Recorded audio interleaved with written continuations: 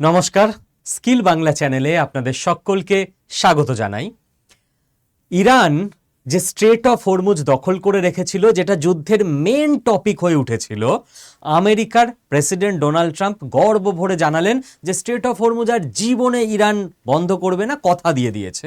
আর তারপরেই ইরান জানিয়ে দিল যে আমেরিকাই কারণ, আমেরিকাই দায়ী, তার জন্য স্ট্রেট অফ হরমুজ আমরা আবার বন্ধ করছি।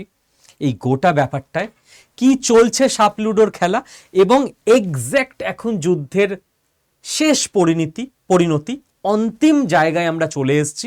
এখানে কিভাবে এন্ডিংটা হচ্ছে এই যুদ্ধের, তার ইম্প্যাক্ট কি হতে চলেছে, এটা আজকের ভিডিওতে আমরা বুঝে নেব।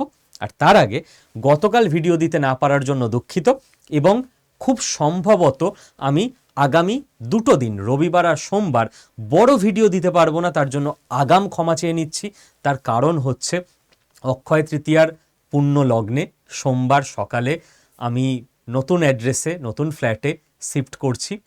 তো তার জন্য আমার লাস্ট 15 দিন ধরে অমানসিক পরিশ্রম যাচ্ছে, যদিও আমি ভিডিও কন্টিনিউ করে গেছি, বাট আগামী দুদিন সম্ভব হবে না। আর গতকাল আমি করে উঠতে পারিনি। আমি জানি আপনারা জিজ্ঞেস করবেন যে স্যার কোন দিকে আপনি লোকেট করছেন। এয়ারপোর্টের কাছাকাছি। এটা সারা পশ্চিমবঙ্গের বোঝার জন্য বললাম। যারা এয়ারপোর্ট এরিয়াটা চেনেন তাদের বোঝার জন্য বলছি নিউ ব্যারাকপুর এরিয়ায়। যারা নিউ ব্যারাকপুর এরিয়াটা জানেন তাদের বোঝার জন্য বলছি বিটি কলেজের পাশে। লাস্ট 7-10 দিনে ওই এরিয়ায় আমি প্রচুর ঘুরেছি, এই দোকান সেই দোকান, এটা ওটা কাজে। তো আপনাদের অনেকের সঙ্গে দেখাও হয়েছে রাস্তায়, আপনারা নিজেরা এগিয়ে এসে কথা বলেছেন। স্বাভাবিক, আমি তো আপনাদেরকে মুখ দেখে চিনি না, তো আপনারা এগিয়ে এসে কথা বললে সঙ্গে সঙ্গে আমি বুঝে যাই। তো ওই এরিয়ার সমস্ত মানুষের সঙ্গে নেক্সট সারা জীবন এবার থেকে কম বেশি রাস্তাঘাটে রোজই দেখা সাক্ষাৎ হবে। তো বড়দের কাছে আশীর্বাদ চেয়ে নেব, আর দুটো দিনের জন্য মাপ চেয়ে নেব, ক্ষমা চেয়ে নেব সকলের কাছে। মঙ্গলবার থেকে আমি একদম ব্যাক টু ওয়ার্ক ফুল ফর্মে প্রত্যেকটা ক্লাসও করাবো। স্টুডেন্টরা তো জানেই, ওরা আগে থেকেই জানে, ওদের আর কিছু বলছি না যে এই কদিন ক্লাস অফ থাকবে, মঙ্গলবার থেকে পুরো ক্লাস হবে। আর ইউটিউবের ভিডিও মঙ্গলবার থেকে ডেলি আসবে। আমি আগামী কাল এবং পরশু চেষ্টা করব শর্টস ভিডিও ইউটিউব চ্যানেলে আপলোড করতে। তো চলুন আমরা মেন টপিকে চলে আসি। দেখুন, একেবারে ডোনাল্ড ট্রাম্পের যে ট্রুথ সোশ্যাল মিডিয়ার পোস্ট, সেইটাকে আমরা পরপর দেখতে দেখতে যাব এবং ডিকোড করব। কি বললেন Donald Trump? Iran has agreed two never close the straight of Hormuz again. তাহলে যখন পৃথিবীর সবথেকে শক্তিধর দেশের প্রেসিডেন্ট একটা পাবলিক বিবৃতি দিচ্ছেন যে ইরান আর কখনো স্ট্রেট অফ হরমুজকে বন্ধ করবে না, নেভার, আর তারপর যখন ইরান জানায় যে আমরা স্ট্রেট অফ হরমুজ বন্ধ করছি, তখন প্রশ্ন ওঠে সেই দেশের লিডারের ম্যাচিউরিটির ওপর। এই জন্য খেয়াল করে দেখবেন আমাদের ইন্টারনাল পলিটিক্সে, আমাদের পাড়া পড়শির ক্ষেত্রে, ফ্যামিলিতে যে সমস্ত মানুষরা হড়বড় চড়বড় করে এটাও বলে সেটাও বলে, তাদের আমরা কথার অতটা ভ্যালু দিই না। কিন্তু যারা খুব মেপে কথা বলেন, হয়তো সঙ্গে সঙ্গে কিছু কমিট করেন না, কিন্তু যেটা বলেন সেটা 10 বার ভেবে 200% নিশ্চিত হয়ে তবে বলেন, আমরা সেই সমস্ত মানুষদের ক্ষেত্রে বলি যে এ যখন বলেছে এর কথাটার একটা সিরিয়াসনেস আছে, তাহলে এটা হবেই। ইনি ভেবেই বলেছেন, অতটা নিশ্চিতভাবেই বলেছেন। এবার পৃথিবীর প্রত্যেকটা দেশেরই যিনি লিডার বা যারা লিডার্স, তাদের এটা দায় বর্তায় যে নিজেদের ইমেজটাকে অতটাই সিরিয়াস এবং ম্যাচিওর্ড রাখতে, নইলে তার ইমেজের সঙ্গে সঙ্গে তার দেশের ইমেজ, তার দেশের ক্রেডিবিলিটির ওপর কোশ্চেন তৈরি হয়, যেটা আজকের দিনে ডোনাল্ড ট্রাম্প, আমেরিকার প্রথম রাষ্ট্রপতি, যার ওপর মানুষের এই ধরনের ক্রেডিবিলিটি নিয়ে চিন্তা। ডোনাল্ড ট্রাম্প কিছু বলেছে, ঠিক তো, এই কোশ্চেনটা সবার মাথায় আসে। কিন্তু অন্য আর 5টা দেশের প্রধানমন্ত্রী বা প্রেসিডেন্ট কিছু বললে আমরা ওটাকে অনেক বেশি করে মনে করে নিই, যেটা ঠিক উনি যখন বলছেন। সেকেন্ড পয়েন্ট, এই ম্যাচিউরিটি লস, এটা নিয়ে তো আর ডিটেল কিছু বলার নেই, আপনারা বুঝতেই পারছেন। কি বলছেন ডোনাল্ড ট্রাম্প? ডোনাল্ড ট্রাম্প দেখুন পর পর পর পর পোস্ট করে গেছে 22 ঘন্টা আগে a great and brilliant day for the world, যা যা মনে হচ্ছে পোস্ট করে যাচ্ছে। এগেন কি বলছেন উনি? This deal is not tied in any way to Lebanon, এই ডিলটার মধ্যে কোনো রকমভাবে লেবাননের চুক্তি নেই। প্রশ্ন তোলে যে ইরান যে এত স্ট্রিক্ট ছিল যে লেবাননেও সিজফায়ার হতে হবে, তবে আমরা যুদ্ধবিরতি যে শান্তি চুক্তি সেই চুক্তিতে সমঝোতায় আসব, যেটা নিয়ে পাকিস্তান একটু ঘেঁটে ফেলেছিল। ইরানকে বলেছিল হ্যাঁ হ্যাঁ লেবাননে সিজফায়ার হবে, আমেরিকাকে বলেছিল না লেবানন নিয়ে কোনো কথা হয়নি। আমেরিকা নিজের জায়গায় স্ট্রিক্ট থাকলো, ডোনাল্ড ট্রাম্পের বক্তব্যে অন্তত যেটা বোঝা যাচ্ছে, এবং ইরান মাথা নত করতে বাধ্য হলো, লেবাননের হাত ছাড়তে বাধ্য হলো। লেবাননের হেজবোল্লাহ, যারা ইরানের নির্দেশে চলে, ইরানের অ্যালাই, তারা ইসরায়েলকে ব্যস্ত রাখার জন্য যখন আমেরিকা ইরানের ওপর অ্যাটাক করছিল, ইসরায়েলের ওপর হেজবোল্লাহ অ্যাটাক চালাচ্ছিল, কিন্তু আলটিমেটলি লাস্ট পর্যন্ত ইসরায়েল এবং আমেরিকার হাত থেকে হেজবোল্লাহকে, লেবাননকে ইরান বাঁচাতে পারল না। প্রশ্ন ওঠে ফিউচার কি হতে চলেছে। দেখুন, ইসরায়েল যে জায়গায় রয়েছে ওদের ভিশন অ্যান্ড মিশন খুব ক্লিয়ার। হামাসকে বুলডোজ করে দিয়েছে, নেক্সট টার্গেট হেজবোল্লাহ, ওদেরও পুরো ফিনিশ করবে, তারপর হুথি। একটা একটা করে ওদের যে টার্গেট আছে ওরা সেগুলোকে একদম মাটিতে মিশিয়ে দেবে। ইন্টারন্যাশনাল ক্ষেত্রে ওদের টার্গেট ইরান, নতুন টার্গেট ওরা বলে দিয়েছে তুর্কি এবং পাকিস্তান। আমি বলিনি, নাফতালি বেনেট ওদের উড বি প্রাইম মিনিস্টার, তিনি বলেছেন। এবং বারবার যে বিষয়টা নিয়ে ইরান স্ট্রিক্ট থেকেছিল যে আমার অ্যালাইদের আমি ক্ষতি হতে দেব না, অ্যালাই বলতে মূলত হেজবোল্লাহ, হুথি, এবং আমি নিউক্লিয়ার উইপেনের স্বপ্ন ছাড়ব না, সেই দুটোতেই যদি ইরান লাস্ট পর্যন্ত কম্প্রোমাইজ করে নেয়, তাহলে আমরা এটা বলতেই পারি যে এই যুদ্ধে ইরানের শোচনীয় পরাজয় হলো। কারণ দেখুন, দুটো দেশের যুদ্ধের যে গোল, সেই গোল আলাদা। আমরা জানতাম যে ইরানের প্রচুর ক্ষতি হচ্ছে, মানুষ মারা যাচ্ছে, বিল্ডিং নষ্ট হচ্ছে, ইনফ্রাস্ট্রাকচার ধ্বংস হচ্ছে, কিন্তু তারপরেও ইরান যদি নিজের অবজেক্টিভ অ্যাচিভ করে নেয়, তাহলে আমরা ভাবতে পারতাম যে অনেক লস সত্ত্বেও ইরানের জয় হলো। এবং আমেরিকার ইকোনমিক লস অনেক হচ্ছিল, সেগুলো আমাদের ক্যালকুলেশনে ছিল। কিন্তু যদি ইরান লাস্ট পর্যন্ত নিজের অ্যালাইদের বাঁচাতে পারছে না এবং নিউক্লিয়ার স্বপ্নও ছাড়তে হচ্ছে, তাহলে সমস্ত দিক থেকে আর কোনো অ্যাঙ্গেল বাকি থাকে না যে অ্যাঙ্গেল দিয়ে বলা যেতে পারে যে ইরান এই যুদ্ধে এই অন্তত একটু জায়গায় জিতল। সমস্ত জায়গাতেই টোটাল পরাজয়। এবং এটা যারা আমরা একটু নিরপেক্ষভাবে সবকিছু ভাবতে পারি, আবেগ সরিয়ে রেখে ডেটা দেখে যারা বিচার করার সিদ্ধান্ত নিতে পারেন, আপনাদের কাছে প্রথম দিন থেকেই ক্লিয়ার ছিল যে ইসরায়েলের ইন্টেলিজেন্সের কাছাকাছি ইরান নেই, আর আমেরিকার উইপেনের, টেকনোলজির, আর্মির কাছাকাছি ইরান নেই। কাজেই আমেরিকা এবং ইসরায়েলের কাছে ইরানের হার সময়ের অপেক্ষা মাত্র। যেটা 5 দিনে হতো সেটা 45 দিনে হলো, বাট হতে বাধ্য। কারণ যুদ্ধে আজকের দিনে টেকনোলজি শেষ কথা বলে, অন্য কিছু নয়। এবং নেক্সট আমরা যদি ডোনাল্ড ট্রাম্পের পোস্ট দেখি, দেখুন সব এক টাইমে, মোটামুটি 22 ঘন্টা আগে, 23 ঘন্টা আগে কি বলছেন উনি? মারাত্মক রেগে গেছেন ন্যাটোর ওপর, যে ন্যাটো আমাকে কল করেছিল যুদ্ধ যখন সব থেমে গেছে, স্ট্রেট অফ হরমুজের ঝামেলা মিটে গেছে, বলছে কোনো হেল্প লাগবে কিনা, আমি ওদের বলে দিয়েছি স্টে অ্যাওয়ে। ফাজলামি হচ্ছে আমার সঙ্গে, স্টে অ্যাওয়ে, হেল্প লাগবে কিনা।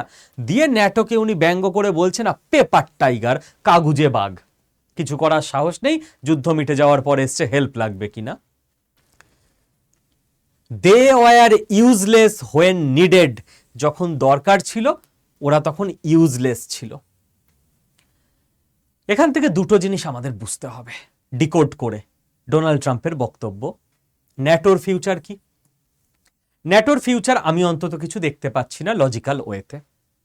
ন্যাটো বলে কিছু হয়তো এক্সিস্ট করবে না, বা এক্সিস্ট করলেও প্রত্যেকটা দেশ জানবে যে আমাদের নিজস্ব ডিফেন্স সিস্টেম আমাদেরই তৈরি করতে হবে, কোনো দেশ কোনো দেশকে বাঁচাতে আসবে না, আত্মনির্ভরতাই শেষ কথা, আত্মনির্ভর হতে হবে প্রত্যেকটা দেশকে। এবার ন্যাটোর দেশগুলোকে ডিফেন্সে আত্মনির্ভর হতে গেলে কি করতে হবে? প্রচুর ডিফেন্স ইকুইপমেন্ট কিনতে হবে, কারণ ওদের ওখানে ডিফেন্স ম্যানুফ্যাকচারিং ইন্ডাস্ট্রি মারাত্মক রকমভাবে নেই, তাই না? কটা দেশের কাছে আছে? কারণ জানতো সবাই কেনই বা ওখানে খরচ করবে, যে আমেরিকা আছে বাঁচিয়ে নেবে, এই ভরসাতেই সবাই ছিল। তো এটা একটা বড় ডিফেন্সের মার্কেট হতে চলেছে, যে 30খানা দেশ তারা এবার বিশাল বাজেট স্যাংশন করবে নিজেদের রাতারাতি ডিফেন্স ইকুইপমেন্ট প্রকিওর করার জন্য। একটা মার্কেট, একটা অপরচুনিটি, একটা সুযোগ। যদি ইন্ডিয়া এই অপরচুনিটিটাকে এনক্যাশ করতে পারে, তাহলে সেটা ইন্ডিয়ার ইকোনমির জন্য প্রচণ্ড ভালো ব্যাপার হবে। যখন ইন্ডিয়ার ইকোনমি 6th স্লিপ করে গেছে, আমি জানি যে 3rd, 4th আর 5th যারা আছে তারা খুব একটা দূরে নেই ইন্ডিয়ার থেকে, ইন্ডিয়া ধরেই নেবে, কিন্তু ইন্ডিয়াকে ওদের টপকাতে হবে খুব দ্রুত, আমাদের কাছে টাইম নেই। সেটা যদি করতে হয়, ডিফেন্স সেক্টরে এক্সপোর্ট একটা বড় অস্ত্র হতে পারে। তার কারণ ডিফেন্সের এক একটা জিনিসের যা দাম, ওই রকম দামি জিনিস আপনি অন্য কোনো সেক্টরে খুব একটা পাবেন না। একটা রাইফেল বিক্রি করলে এত লাখ টাকা আসতে পারে, একটা ফাইটার জেট বিক্রি করলে এত কোটি টাকা আসতে পারে, যেটা তো জামা কাপড় বিক্রি করে, অন্য কিছু বিক্রি করে আসবে না। না, তো ডিফেন্স সেক্টর হচ্ছে টাকার খনি। এর জন্য এই দিশায় ভারত সরকারকে কাজ করতে হবে, যাতে ভারতের সায়েন্টিস্টরা সেই লেভেলের ডিফেন্স ইকুইপমেন্ট বানাতে পারে। তার জন্য ভারতের সায়েন্টিস্টদের যা যা হেল্প দরকার, সাপোর্ট দরকার, সেই সাপোর্ট ভারতের সায়েন্টিস্টদের দিতে হবে। এবার নেক্সট 10 ঘন্টা আগে ডোনাল্ড ট্রাম্প একটা আবার পোস্ট করেছেন। কি পোস্ট করেছেন? উনি বলছেন প্রেসিডেন্ট সি জিনপিং খুব হ্যাপি যে স্ট্রেট অফ হরমুজ খুলে গেছে।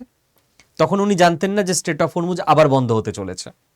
এবং চীনে উনি কয়েকদিনের মধ্যে আসছেন। চীনে ওনার সঙ্গে যে মিটিং হবে প্রেসিডেন্ট সি জিনপিং এর, সেটা স্পেশাল ওয়ান হবে এবং হিস্টোরিক হবে, ঐতিহাসিক মিটিং হবে, বিশেষ মিটিং হবে।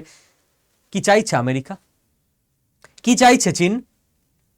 পৃথিবীর দুটো পরাশক্তি আমেরিকা এবং চীন কোনোদিন বন্ধু হতে পারে না, never ever. First boy second boy কোনোদিন বন্ধু হতে পারে না। ফার্স্ট বয় ফোর্থ বয় বন্ধু হতে পারে, সেকেন্ড বয় থার্ড বয় বন্ধু হতে পারে। ফার্স্ট আর সেকেন্ডের সবসময় কম্পিটিশনই চলে, যে কে পরের দিন ফার্স্টটা হবে। কারণ সেকেন্ডের কাছে ওই অপরচুনিটিটা থাকে যে এবার আমি আরেকটু চেষ্টা করলেই ফার্স্ট হয়ে যেতে পারি। সেকেন্ড কোনোদিন চাইবে না যে আমি সেকেন্ডই থাকি, আমার বন্ধু ফার্স্টই থাকুক, নেভার এভার, ইতিহাস প্রমাণ। চীন কোনোদিন চাইবে না যে আমেরিকাই দাদা থাকুক, আমি আমেরিকার ভাই হয়ে থাকি। তাহলে আমেরিকা চীনকে কি প্রস্তাব দিতে চলেছে আমরা কেউ জানি না। চীনের মাথাতেও কিছু তো প্ল্যান রয়েছে। চীনের মাথায় কি এরকম কিছু প্ল্যান রয়েছে যে টাইম কিল করো আমেরিকার, যে আমেরিকার সঙ্গে খুব দাদা ভাইয়ের বন্ধুত্ব সম্পর্ক এরকম রেখে, কারণ চীন আর 17 থেকে 20 বছর ইকোনমিকটাকে ঠেলে 1 নম্বরে নিয়ে যেতে চায়, তারপরই আমেরিকাকে অ্যাটাক করতে চায় 1 নম্বরে গিয়ে, তার আগে নয়। এই মুহূর্তে পর্যন্ত আমেরিকার শক্তি বেশি। আমেরিকা চাইলে চীনকে দাবিয়ে দিতে পারে সামরিক শক্তি দিয়ে। তো চীন চাইবে না এই 10, 15 বা 17 বছর আমেরিকার সঙ্গে সরাসরি সংঘাতে যেতে। আপনাকে কি হতে পারে এটা বুঝতে গেলে আগে বুঝতে হবে প্রত্যেকটা দেশের মোটিভ কি। তাহলেই দেখবেন জিওপলিটিক্স জলের মতো ইজি হয়ে যাচ্ছে এবং ভবিষ্যৎ আপনি আগে থেকে দেখতে পাচ্ছেন। যখন লাস্ট 45 দিনে সব জায়গায় বলছি ইরান জিতে যাচ্ছে, ইরান জিতে যাচ্ছে, আমরা কোনোদিন নিজের পিচ চেঞ্জ করেছি? আমেরিকা ইসরায়েলই জিতবে। কেন? কারণ আমরা ডেটা দেখে কথা বলি, শক্তি দেখে কথা বলি, সামর্থ্য দেখে, আবেগ দেখে না। ঠিক সেরকম অনেকে আপনাকে বলতে পারে চীন আর আমেরিকা বন্ধু হয়ে গেল। নো, হতে পারে না জিওপলিটিক্স অনুযায়ী। চীন যেটা করতে পারে 15 থেকে 17 বছর আমেরিকার সঙ্গে এত ভালো ব্যবহার রাখতে পারে যাতে আমেরিকা ওদের সরাসরি অ্যাটাকটা না করে। যেই ইকোনমি দিয়ে মেরে দেবে তারপর চীনই অ্যাটাক করবে, নো ডাউট। সেকেন্ড, আমেরিকা কি এরকম কোনো প্রস্তাব দিতে চলেছে চীনকে যে আমেরিকা বুঝতে পারছে যে গোটা পৃথিবী শাসন করা আমেরিকার পক্ষে সম্ভব নয় এবং চীন যে পরিমাণে শক্তি নিয়ে উঠে আসছে আমেরিকাকে বিপদে আজ না হয় কাল ফেলবেই। তো বিপদ যাতে ঘরের দিকে না চলে আসে তার জন্য বিপদকে আটকে দেওয়ার জন্য দূরে কোনো এরিয়া ডিভিশন পলিসি নিতে চলেছে আমেরিকা। আজকের দিনে তো ফিজিক্যাল এরিয়া ডিভিশন হয় না, বাট বিজনেসের দিক থেকে, জিওপলিটিক্সের দিক থেকে, সফট পাওয়ারের দিক থেকে এরিয়া ডিভিশন হয়ে যায়। যে ভাই চীন, তুমি এশিয়ার এই দেশগুলোকে কন্ট্রোলে রাখো, এটা তোমার হাতে, এখানে আমরা নাক গলাবো না, তুমি যা ইচ্ছা করো। আর এই দিকের এই পুরো মহাদেশগুলো, দেশগুলোর দায়িত্ব আমেরিকা নিয়ে নেবে, এখানে তোমরা ঢুকো না, তোমাদের সাবমেরিন নিয়ে চলে যাও, তোমাদের যে সমস্ত দেশে ঘাঁটি বানানোর কথা হচ্ছে, বিজনেস ডিল হচ্ছে, বা বিশেষ করে সামরিক ডিল হচ্ছে, বিজনেস ডিল হতে পারে, সেই ডিলগুলোকে তোমরা করো না, এরকম কিছু এরিয়া ডিভিশন। চীন চুপচাপ মেনে নেবে, সেটা মানতে পারে। চীন মনে করলো যে ভাই যখন 25% পৃথিবী দিয়ে দিচ্ছে ওরা আমাদেরকে, চুপচাপ 17-20 বছর 25% নিয়েই বসে থাকো, প্র্যাকটিস জমাও কি করে দেশগুলোকে কন্ট্রোল করতে হয়, ইকোনমিতে 1 নাম্বার হয়ে নাও, বাকি 75%-এর ওপরও হাত বাড়াবো, হতে পারে। কি করতে চাইছে আমেরিকা এবং চীনের তাতে রেসপন্স কি, সেটা বোঝা যাবে যেই মুহূর্তে ডোনাল্ড ট্রাম্প এবং শি জিনপিং এর মিটিংটা হবে। আমার তো কোনোভাবে মনে হয় না যে চীন আর আমেরিকা বন্ধু হয়ে যাবে, রাশিয়ার এগেনস্টে চলে যাবে। চীন কোনোদিন যাবে না আমেরিকার ফরে। তো কি চাইছে? ভারতকে কাউন্টার করার জন্য চীনের সঙ্গে বন্ধুত্ব করতে চাইছে আমেরিকা। চীনের সঙ্গে কোনো ব্যাক চ্যানেল লিঙ্ক স্থাপন করতে চাইছে, কোনো ইন্টেলিজেন্স শেয়ারিং ফর্মুলায় পৌঁছাতে চাইছে যে চীন তোমাদের শত্রু তো ইন্ডিয়া আছেই কম্পিটিটর। আর ইন্ডিয়া লাস্ট কিছু বছরে আমেরিকার একেবারে চোখে চোখ রেখে এমনভাবে কথা বলল যে আমেরিকা ভারতকে মোটেই ভালোভাবে নিচ্ছে না, যে না না না, এদের এবার একটা ব্যবস্থা করতে হবে, যে তো যাই চীনের সঙ্গে বন্ধুত্ব করি, চীন এবং আমেরিকা দুদিক থেকে একজোট হয়ে ভারতকে আমরা আটকাবো। হতে পারে। বিগ প্লেয়ারদের যদি আমি হিসেবে রেখে চেস বোর্ডে হিসেব সাজাই, এরকমই কিছু পারমুটেশন কম্বিনেশন উঠে আসতে পারে। যত দিন যাবে আস্তে আস্তে রিপোর্ট সামনে আসবে, তত আমাদের কাছে ছবিটা ক্লিয়ার হবে। এবার ডোনাল্ড ট্রাম্প 23 ঘন্টা আগে আর একটা পোস্ট করেছেন, সেটার দিকে তাকান। The USA will get all nuclear dust created by our great B2 bombers. আমেরিকার B2 বম্বার্সরা যে বাংকার বাস্টার বোম ফেলেছিল, তাতে যে নিউক্লিয়ার ভেতরে একদম বাস্ট করেছিল, তাতে ডাস্ট তৈরি হয়েছিল। সেই ডাস্ট মনে আছে কি হবে কথা হচ্ছিল? 200 কেজি এনরিচড ইউরেনিয়াম কি হবে কথা হচ্ছিল, পুতিন বলল আমি নিয়ে যাব। তো এই ডাস্টগুলো যেগুলো আছে, সেইটা আমেরিকা পুরোটা টেকনোলজি দিয়ে নিজেরা পুরো এক জায়গায় করে আমেরিকায় নিয়ে চলে যাবে। ইরানকে যদি নিজের নিউক্লিয়ার অ্যাম্বিশনও ত্যাগ করতে হয়, নিউক্লিয়ার অ্যাম্বিশনও ছেড়ে দিতে হয়, আমেরিকার কাছে আত্মসমর্পণ করতে হয়, তাহলে এই গোটা যুদ্ধ, এবং শুধু তো এই 45 দিনের যুদ্ধ না, এর আগে বছরের পর বছর আমেরিকার ইকোনমিক স্যাংশন যে সহ্য করে গেল ইরান, প্রজন্ম একটা কেটে গেল, গোটা সেকেন্ড প্রজন্ম সহ্য করছে ইরানের, এই গোটা আত্মবলিদান নিমেষে জিরো হয়ে গেল। এবং লাস্ট লাইনটা দেখুন, লাস্ট লাইনে মানে লাস্টের আগের লাইনে ডোনাল্ড ট্রাম্প বলছেন যে হেজবোল্লার সঙ্গে কি করা হবে সেটা আমেরিকা বুঝে নেবে, অ্যাপ্রোপ্রিয়েট ম্যানারে ওদের ব্যবস্থা করা হবে। আমেরিকার অ্যাপ্রোপ্রিয়েট ম্যানার তো ডেঞ্জারাস একটু। আমরা ইসরায়েলকে বারণ করে দিয়েছি, Israel prohibited from bombing. Israel এই মুহূর্তে আর লেবাননে বম্বিং করবে না। আপনার মনে হয় ইসরায়েলকে আমেরিকা বারণ করে দিল আর ইসরায়েল শুনবে? ইসরায়েল দেখতে ওইটুকু দেশ, বাট গোটা আমেরিকাটা পর্যন্ত চালায় ইসরায়েলি লবি। ইসরায়েলি লবি মেনে নেবে? আমেরিকা বলল আর সোনা বাচ্চা হয়ে যে ঠিক আছে থ্যাংক ইউ, কথা শুনে চলবো, আমি আর বোম ফেলবো না। ও কালকে সুযোগ পেলে কালকে দুটোর জায়গায় 10টা বোম ফেলে আসবে লেবাননে, আর আমেরিকা লোক দেখানো বকবে ইসরায়েলকে, Israel don't do this, return, ask your pilot to return. ইরানের সময় করেছিল মনে আছে? I have ordered Israel, they would ask their pilot to return, কিছুই রিটার্ন করেনি, দুজনে মিলেই ইরানে বম্বিং করেছে। সেই একই গল্প লেবাননেও হবে। এইবার আসল সমস্যা শুরু হলো এখানে। ডোনাল্ড ট্রাম্প জানিয়ে দিলেন, কি জানালেন?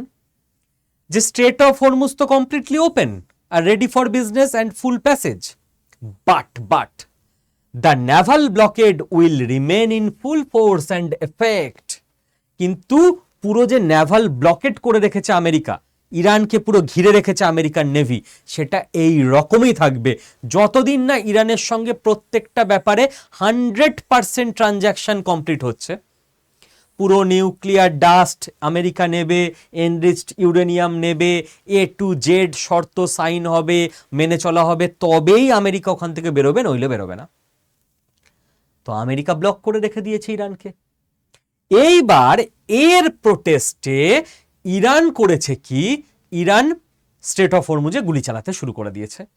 At least 2 vessels trying to cross straight of Hormuz report গান ফায়ার করতে শুরু করে দিয়েছে। ইন্ডিয়ান ফ্ল্যাগড ট্যাঙ্কার, তার ওপর গুলি চালানো হয়েছে, কেউ মারা যায়নি, সকলে সেফ আছে, ক্রুরা সেফ আছে। এবং ইন্ডিয়ান যে ট্যাঙ্কারগুলো আসছিল তারাও টার্ন ব্যাক করে নিয়েছে, আবার ফিরে গেছে যে ভাই বন্দরে থাকি, ঝামেলা ঠিক হলে আবার বেরোবো। সবাই মনের আনন্দে বেরিয়ে পড়েছিল তেল গ্যাস নিয়ে, কারণ ইরানের তরফ থেকে হরমুজ নিয়ে মিক্সড সিগন্যাল আসছে, কোনো নির্দিষ্ট ক্লিয়ার সিগন্যাল পাওয়া যাচ্ছে না। এখানে একটা তত্ত্ব উঠে আসছে যে ইরানের যে আর্মি রয়েছে সেখানে কি এই মুহূর্তে কোনো নির্দিষ্ট সেন্ট্রাল কমান্ড নেই, যে কেউ আমেরিকার সঙ্গে ডিল করছে বড় কর্তারা, যে হ্যাঁ স্ট্রেট অফ হরমুজ ওপেন করে দিলাম, তারই হয়তো প্যারালাল আর একটা শক্তি রয়েছে, লবি রয়েছে আর্মিতে, তারা হয়তো গান ফায়ার করছে, তারা হয়তো মানছে না। তাহলে ইরানের ইন্টারনাল সিস্টেম কি, ইরানের যে সেন্ট্রাল লিডারশিপ তাদের হাত থেকে বেরিয়ে যাচ্ছে বা বেরিয়ে গেছে? হতে পারে, সম্ভাবনা প্রবল। কারণ টপ লিডারশিপ যখন কয়েক দিনের মধ্যে প্রচুর মানুষ মারা গেছে, এলিমিনেটেড হয়ে গেছে, তখন নিচের দিকের লিডারশিপ না কে পরবর্তী লিডার হবে এই নিয়ে একটা শক্তির টানাপোড়েন সবসময় সব জায়গায় থাকে, সেটা হলে তো খুবই মারাত্মক ব্যাপার হবে। ইরান বলেই দিয়েছে যে স্ট্রেট অফ হরমুজ ব্যাক করে গেছে স্ট্রিক্ট কন্ট্রোলে, এবং কারণ কি, কারণ হচ্ছে due to US blockade. US block রাখলে আমরাও স্ট্রেট অফ হরমুজ আবার ব্লক রাখব। তাহলে কি এরকম ব্যাপার হচ্ছে যে যেই মুহূর্তে ইরানের নেভি আর এগোতেই পারছে না, সেই মুহূর্তে ইরান আমেরিকাকে বলছে হ্যাঁ হ্যাঁ স্ট্রেট অফ হরমুজ খুলে দিচ্ছি, আবার যে ইরানের নেভি বলছে না না একটু এগিয়ে গেছি, কন্ট্রোল পেয়ে গেছি, আবার ইরান বলছে খুলবো না? অল টাইম কি গ্রাউন্ড রিয়ালিটিতে এরকম কিছু হচ্ছে? এটারও একটা সম্ভাবনা রয়েছে, এবং এই সম্ভাবনার তত্ত্বগুলো আমরা তো দেখতে থাকবই, এবং যা যা আপডেটেড রিপোর্ট আসবে সেটার ভিত্তিতে আগামী দিন কোন দিকে এগোচ্ছে সেটা আমরা সবসময় বুঝতে চেষ্টা করব। যেমন আপনি দেখবেন যেই মুহূর্তে সিজফায়ার অ্যানাউন্স হয়েছিল, স্ট্রেট অফ হরমুজ ওপেন হয়েছিল, শেয়ার মার্কেট উঠতে শুরু করেছিল লাস্ট দুদিন। স্ট্রেট অফ হরমুজ যেই আবার গান ফায়ার হলো, কি হবে? যেই যুদ্ধ আজ না হোক কাল 30 দিন পর থামবেই, কি হবে? স্টক মার্কেট আবার ওপরের দিকে, এটাই চলবে।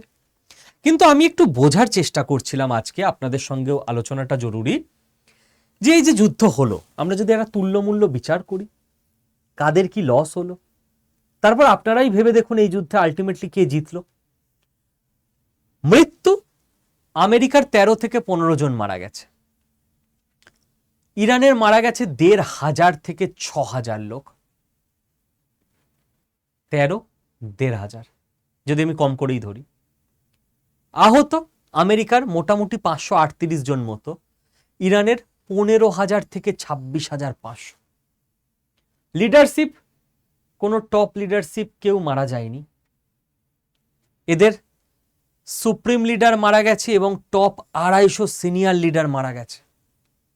লিডারশিপ নষ্ট হয়ে যাওয়া মানে কি জিনিস না যদি বুঝতে হয়, আমি বাচ্চাদের বলবো, যারা স্টুডেন্ট আছো, বাবা মা বা যারাই এই মুহূর্তে তোমার বাড়ির হেড গার্ডিয়ান, তাদের বলো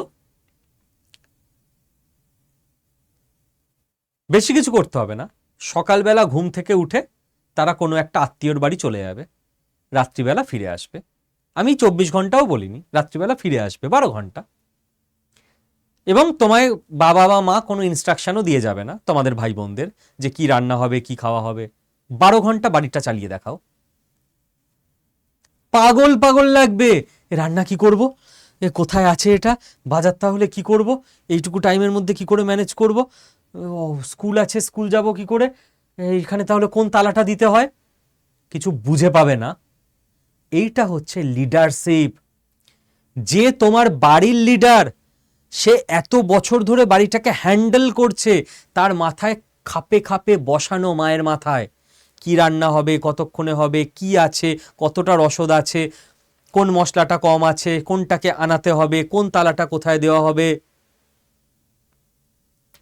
তিনি এতদিন ধরে সংসারটাকে লিড করছেন, তুমি হঠাৎ করে পারবে না। তুমিও পারবে, তুমিও আরেকটু বড় হবে, বিয়ে থা হবে, সংসার হবে, বা চাকরি সূত্রে বাইরে গিয়ে থাকলে তখন কি মা করে দেবে, তুমিও শিখে যাবে। 2-3 মাস প্রচন্ড স্ট্রাগল হবে, তারপর আস্তে আস্তে শিখবে।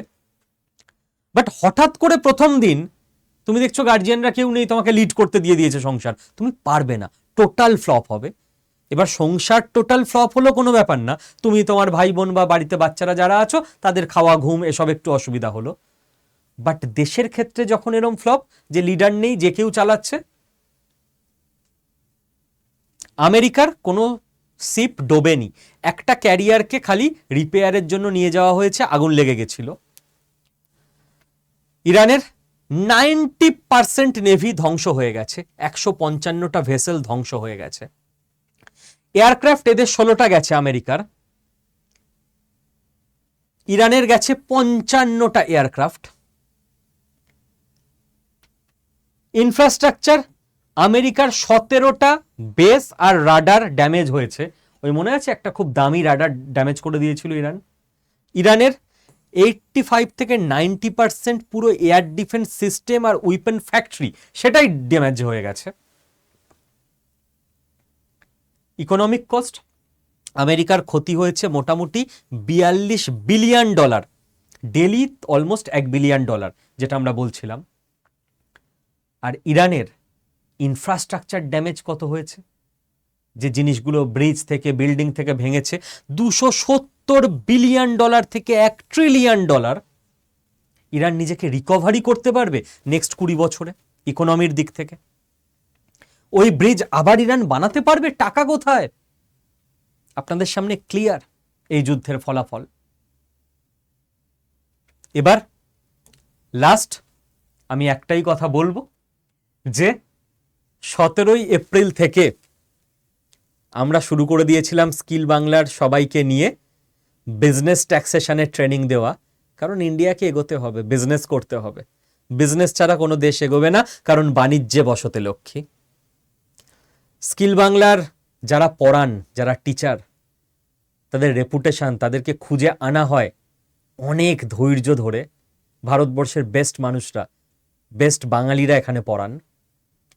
ফার্স্ট ক্লাসের পর স্টুডেন্টদের জিজ্ঞাসা করা হয়েছিল ক্লাস কেমন লেগেছে।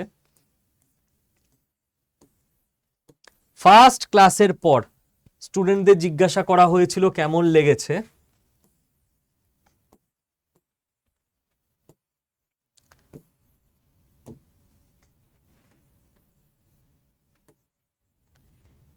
ডিরেক্ট স্টুডেন্টদের বক্তব্য। এবং এটা আমরা এমন একটা ট্রেনিং প্রোগ্রাম স্টার্ট করে দিয়েছি, কারণ খালি আলোচনাতে খালি জ্ঞান দিয়ে দেশ এগোবে না। সবাই জ্ঞান দিতে পারে, বাট আমি একটা কথা বুঝেছিলাম, যদি দেশ পাল্টাতে হয় বাস্তবের মাটিতে দাঁড়িয়ে প্রবলেম সলভ করতে হবে। আমার দেশের ইউথদের স্কিল নেই, আমি জ্ঞান দিয়ে দেবো 8 ঘন্টা ধরে, কিন্তু স্কিল কি করে করবে সেই ব্যবস্থাটা করব না। আমাকে ব্যবস্থা করতে হবে, জ্ঞান দিলে হবে না। তো আমি ব্যবস্থার পথে হাঁটি। এবং পশ্চিমবঙ্গের প্রত্যেকটা মানুষ যারা ফ্রিল্যান্সিং পার্ট টাইম ইনকাম করতে চান, তাদের জন্য এই ট্রেনিং প্রোগ্রাম। 4টে আলাদা আলাদা কোর্স একটা কোর্সের মধ্যে শিখিয়ে দেওয়া হচ্ছে। 4টে কোর্সের ফিজ লাগছে না এখানে। বেসিক কম্পিউটার শেখানো হচ্ছে প্রথমে, যারা কিছু জানেন না তাদের জন্য। গোটা বিজনেস অ্যাকাউন্টিং শেখানো হবে, গোটা জিএসটি শেখানো হবে, গোটা বিজনেস রুলস রেগুলেশন সেটা শেখানো হবে, ট্যালি শেখানো হবে, জোহো বুক শেখানো হবে, আইটিআর এর কাজকর্ম, টোটাল পেরোল ইত্যাদি শেখানো হবে। 7টা কোর্স একটা কোর্সের মধ্যে শেখানো হচ্ছে, একটা কোর্সের ফিজে। 6 মাস লাগবে শিখতে, সন্ধ্যে 6টা থেকে 7:30, সপ্তাহে 3 দিন ক্লাস। 6 মাস পর মাসে 10-12 হাজার টাকা এক্সট্রা ইনকাম যে কেউ করে নিতে পারবেন, যারা এই 6 মাস এটা মন দিয়ে শিখবেন। এক্সট্রা ইনকাম দিনে 1-1.5 ঘন্টা করে সন্ধেবেলা দিয়ে, শনি রবি 3-4 ঘন্টা করে দিয়ে। আর কেউ যদি আপনাকে বলে যে ফাটকা টাকা কামানো যায় কোথাও, তাহলে তাকে বলবেন থ্যাংক ইউ ভাই, তুমি কামিয়ে নাও। তার মানেই ওটা কোনো চিট ফান্ড। টাকা কামানোর একটাই উপায়, বড়দের তো জ্ঞান দেব না, ছোটদের বলছি, নলেজ, টাইম, এফোর্ট। তো এই যে বললাম আমি, ও স্যার 6 মাস পর মাত্র মাসে ওই পার্ট টাইম 10-12 হাজার টাকা ইনকাম হবে। হ্যাঁ, 10-12 হাজার টাকা অন্তত ইনকাম হয়ে যাবে বাড়িতে বসে দিনে 2-3 ঘন্টা দিয়ে। টাইম দিতে হবে তোমাকে দিনে 2-3 ঘন্টা অ্যাভারেজ, এফোর্ট দিতে হবে এবং নলেজ লাগবে। তার জন্য তার আগে 6 মাস তুমি নলেজের পেছনে টাইম ইনভেস্ট করছো, তবে গিয়ে তুমি ওইটুকু টাকা উপার্জন করছো সম্মানের সঙ্গে।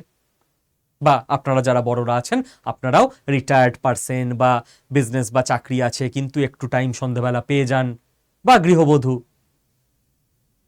যদি এরকম ইন্টারেস্টেড হন যে শিখে নিয়ে আমি কিছুটা এক্সট্রা ইনকাম করব বা নিজের পায়ে দাঁড়াবো, তাহলে আমি বলবো এখনো সুযোগ আছে, এনরোল করে নিন নিজেকে। কারণ এই সুযোগ সবসময় পাবেন না। স্কিল বাংলার এআই কোর্স আর পান ভর্তি হতে? পান না। কয়েকদিন পর এই কোর্সেও এনরোলমেন্ট বন্ধ হয়ে যাবে। যারা এনরোল করে নিয়েছেন তাদের জন্য বলছি, বা যারা এখন এনরোল করছেন, এনরোল করার পর না, Adda24 এনরোল করার পর Adda24/7 অ্যাপে গিয়ে মাই কন্টেন্টে যাবেন। মাই কন্টেন্টে ক্লিক করলে আপনার কোর্সটা দেখাবে, বিজনেস ট্যাক্সেশন। কোর্সে ক্লিক করলে লাইভ ক্লাস দেখাবে। লাইভ ক্লাসে ক্লিক করলে ক্লাসের টাইমে তো জয়েন নাও দেখাবে, লাইভে জয়েন হতে পারবেন। যারা লাইভে জয়েন হতে পারবেন না বা পরে রিভাইজ দিতে চান, এই লাইভ ক্লাসে ক্লিক করলেই যে ক্লাসগুলো হয়ে গেছে সেগুলোর আবার রেকর্ডেড দেখতে পাবেন। কি করে এনরোল করবেন যারা নতুন? এটা আমার টিমের নাম্বার 9650634247। এই নাম্বারে ফোন করে এক প্রেস করুন, আমার টিম ফোন ধরবে, আপনি ভর্তি হয়ে যাবেন। মনে যা যা প্রশ্ন আছে জিজ্ঞাসা করে নিতে পারবেন। জাস্ট গতকাল 17ই এপ্রিল ক্লাস শুরু হয়েছে, তার মানে নেক্সট ক্লাস হচ্ছে, রুটিনে দেখে নেবেন 17ই এপ্রিল কি বার ছিল, আমার সব বারটারও গুলিয়ে গেছে এই ফ্ল্যাটের কাজকর্ম করতে গিয়ে। আজকে শনিবার, মানে শুক্রবার ছিল, তার মানে সোম বুধ শুক্র ক্লাস। তার মানে নেক্সট ক্লাস হচ্ছে আগামী পরশুদিন। এখন এনরোল করে নিন, একটাই মাত্র ক্লাস হয়েছে, এই ক্লাসটা রেকর্ডেড দেখে নেবেন, আর আগামী পরশুদিন থেকে লাইভ ক্লাস করবেন, টাইম না হলে রেকর্ডেড করবেন। আর ভর্তি হওয়ার পর কারো কোনো প্রবলেম হলো ক্লাস খুঁজে পেতে, তার জন্য এই নাম্বারেই ফোন করে আপনাকে 2 প্রেস করতে হবে। গোটা ব্যাপার বুঝে গেছেন? All the best. সুযোগ রয়েছে ভারতবর্ষের কাছে, নতুন নতুন মার্কেট তৈরি হচ্ছে, ভারতবর্ষেও বিজনেস বাড়তে বাধ্য। এবং বিজনেস বাড়তে বাধ্য মানে বিজনেসের যে ট্যাক্সেশন, সেই রকম কাজ জানা লোক চাই। কারণ প্রত্যেকটা বিজনেসকে, প্রত্যেকটা চাকরিজীবীকে ইনকাম ট্যাক্স ভরতেই হবে, এবং যাদের ইনকাম ট্যাক্স আওতার বাইরে তাদেরও নীল ইনকাম ট্যাক্স ফাইল অন্তত মানে রিটার্ন ফাইল দাখিল করতেই হবে। আর তার জন্য আপনি বাড়িতে বসে কাজ যদি জেনে যান, নর্মাল পড়াশোনা মাধ্যমিক পাস হলেও আপনি এটা শিখে নিতে পারবেন, বেশ কিছু এক্সট্রা ইনকাম করে নিতেই পারবেন। অল দ্য বেস্ট, ভালো থাকবেন প্রত্যেকে।